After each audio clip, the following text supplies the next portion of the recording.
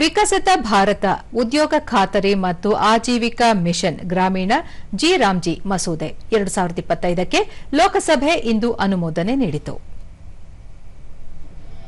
मेरे विचार में निर्णय हवालों के प्रश्न प्रस्ताव स्वीकृत हुआ, विधेयक पारित हुआ.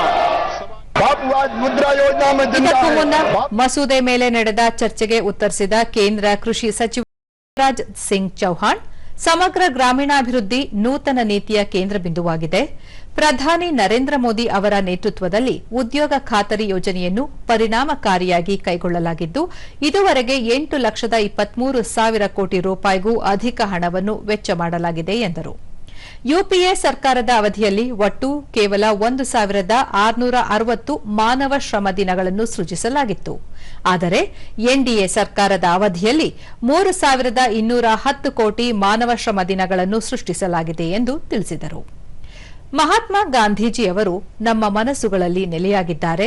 ಹೊಸ ಯೋಜನೆಯನ್ನು 2047ರ ವಿಕಸಿತ ಭಾರತದ ಸಂಕಲ್ಪದೊಂದಿಗೆ ಗ್ರಾಮೀಣಾಭಿವೃದ್ಧಿಯ ಗುರಿಯನ್ನು ಸಾಧಿಸುವ ನಿಟ್ಟಿನಲ್ಲಿ ರೂಪಿಸಲಾಗಿದೆ.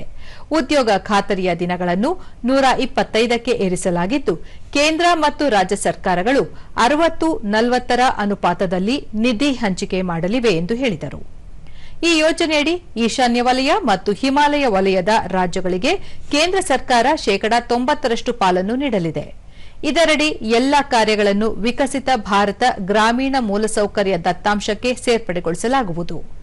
ಗ್ರಾಮೀಣ ವಲಯದ ಸಾರ್ವಜನಿಕ ಕಾಮಗಾರಿಗಳಿಗೆ ಸಂಬಂಧಿಸಿ ಏಕೀಕೃತ ರಾಷ್ಟ್ರೀಯ ಚೌಕಟ್ಟನ್ನು ರೂಪಿಸಲಾಗುವುದು ಎಂದು ತಿಳಿಸಿದರು.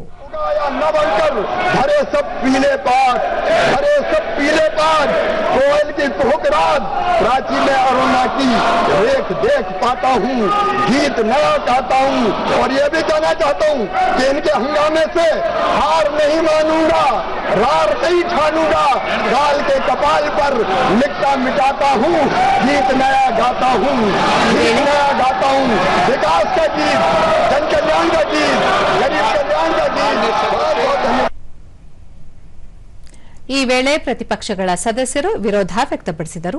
ಬಳಿಕ ಸದನದ ಕಲಾಪವನ್ನು ನಾಳೆ ಬೆಳಗ್ಗೆ 11 ಗಂಟೆಗೆ ಮುಂದೂಡಲಾಯಿತು. 11 बजे तक के लिए स्थगित की जाती है.